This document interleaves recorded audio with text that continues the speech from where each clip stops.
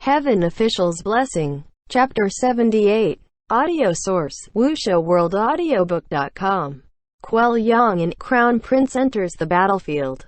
Behind him, both Feng Xin and Mu Qing were in shock, and they cried, "Your Highness," and immediately rushed out to guard next to him.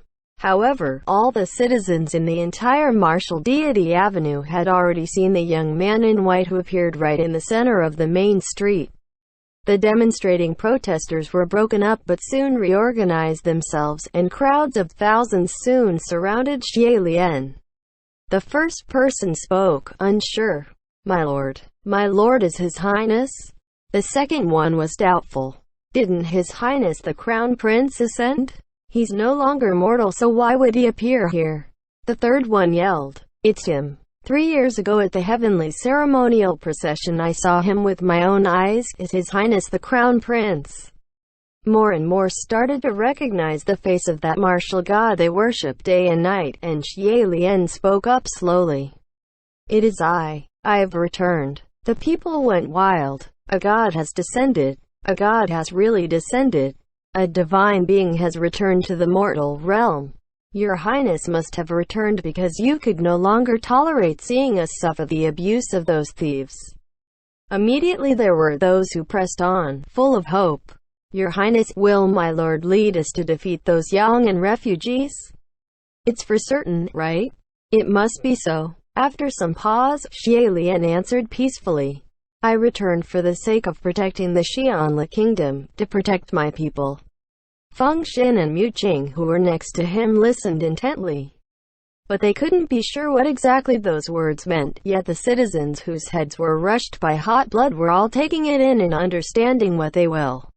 As for Xie Lian, he had his own considerations. His heart was beating faster and faster, and he gritted his teeth. "Believe in me." He clenched his fists, and cried, "Your beliefs will grant me greater power. With this power I promise I will shield Xianle, protect the common people. Please believe in me." The people had been waiting for that very moment. All they wanted was his pledge, and immediately they erupted in fervent cheers. Then circle by circle they kneeled to prostrate.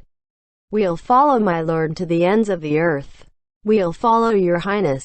Protect Xianle." When all the residents of the royal capital heard a god had descended upon them, they all poured out into the streets, if only just to witness this miracle that might not come even in 1,000 years. Even the informed royal guards who came in a hurry didn't dare to be impudent and join the prostrating crowd. The three of them were stuck in the middle of the main street, unable to move, and Feng Xin and Mu Qing had to keep maintaining order, shouting, "Don't push! Stop pushing!" However, they weren't very effective. Everyone wanted to push and get closer to His Highness the Crown Prince, and touch even just a sleeve corner of this divine God from heaven, so some of His holiness would rub off on them. Several generals and fully armored soldiers were dispatched before the wild crowd was broken up. When all the people were gone, all that was left behind was a dust-filled air and messy footprints littering the ground. Xie Lian noticed something and he walked up and bent down to pick it up. It was a single flower. After having been trampled by many, it was almost the color of dirt. Only a few ripped petals remained that still had its original tint of purity peeking through. That faint fragrance didn't last, and it soon dispersed. After coming to an understanding of some things, this time when Xie Lian returned to the palace, his temper was much softer towards the king. Thus, the king also became more agreeable towards him. Having both taken that one step back, the father and son established a tentative peace between them.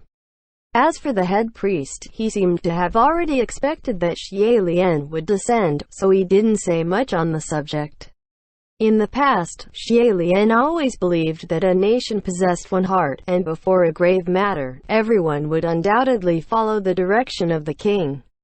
Only when he finally sat down to participate did he fully understand just how vexing the position of a king really was. Within Parliament, the officials were actually split into small parties, and each party had their own plans.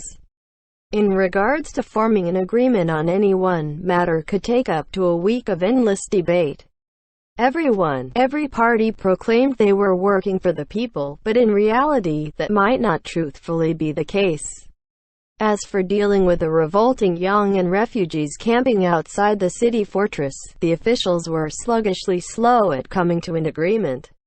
Some advocated for a direct extermination, and if there weren't enough reasons to do so, then just make some up. Some disagreed with that idea. The revolt of Yang began with a natural disaster, but the situation was deteriorated through human action. That family of 3 who fell to their deaths at the city gates was the worst catalyst imaginable. If that army official who cut the rope didn't get his neck snapped by Lang Ying, he would have been severely punished upon his return. In other words, no matter how convoluted the circumstances, no matter the reasons, on the surface everything only looked like the common people rightfully rebelling against an oppressive authority. With things developed to this point, a complete pandemonium, making up more crimes to sentence would only further provoke repulsion, and whatever reason they could come up with would not be able to deceive the people. If they were to deploy an army to exterminate, it'd be without cause and difficult to appease. Preventing the people from talking was just as important as preventing floods. Once a reputation of insensible cruelty was established, not only would they no longer be able to rule over the people, nearby kingdoms could very well use the chance and invade under the banner of eradicating evil. If they were to think about it from a different angle, however, what's there to be afraid of? Those young and refugees were stuck in wild forests without food and arms, so how long could the revolt last? Thus, the most favored proposal at the end was this: if the young and refugees dare attack, they shall be repelled and killed each time. If they didn't, then they shall be left to their own devices to survive or die, and Xian Li wouldn't need to waste a single resource. There was no way Yang An could keep up the fighting. As a martial god, Xie Lian's descent naturally meant he needed to be effective on the battlefield.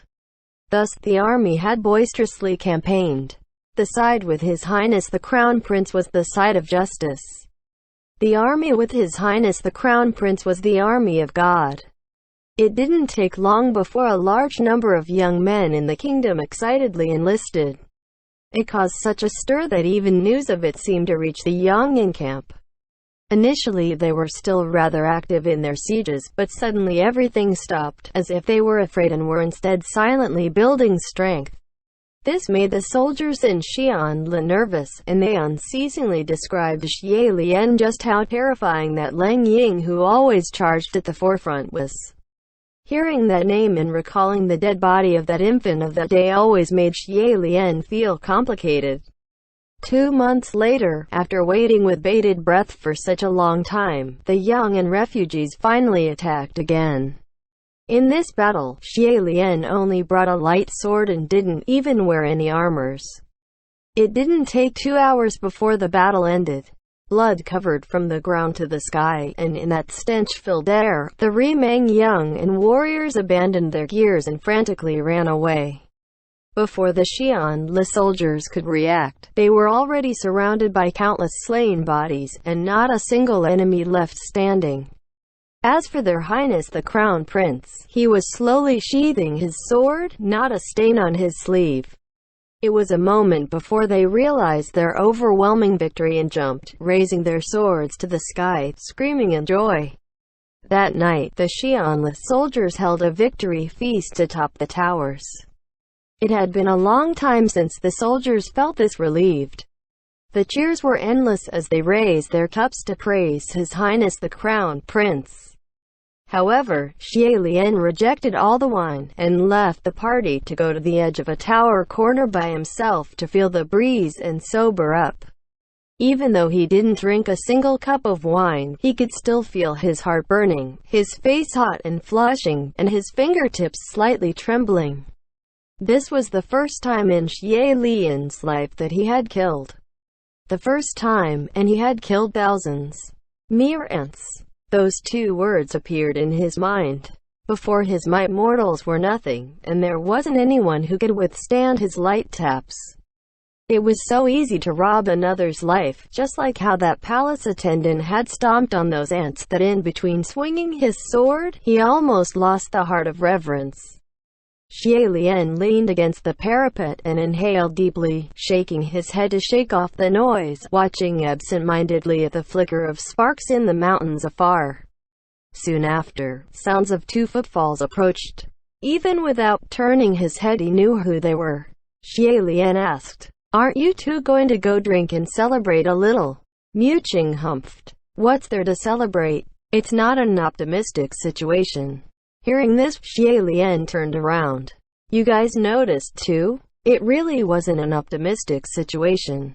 Although they won this round, but in reality, this attack was stronger than any previous Yang'an attacks. Not only did their numbers increase, their formation, weapons, management, had all significantly improved.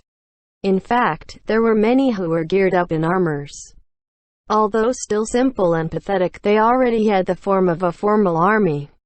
It would be hard to believe they were actually outcasted nobodies." Mu Qing crossed his arms and frowned. Extreme environments would certainly force one improve rapidly, but no matter how difficult the situation, you can't create something out of nothing. Something's not right. Feng Xin was even more blunt, and said plainly, "They must have gained reinforcements." Xie Lian nodded. Mu Qing added, "I don't believe none of those soldiers noticed either. But they're still celebrating only because they have you on their side and they believe they will win for sure." Xie Lian didn't think much of that and said, "It's the first battle with me in it and we won. It's fine to let them rejoice a bit. Just think of it as encouragement." Feng Xin hesitated but still asked, "Your Highness, you don't look so good. Are you still creating rain over at Yang'an?" "Yes," Xie Lian replied. Disapproval expectedly appeared on Mu Qing's face.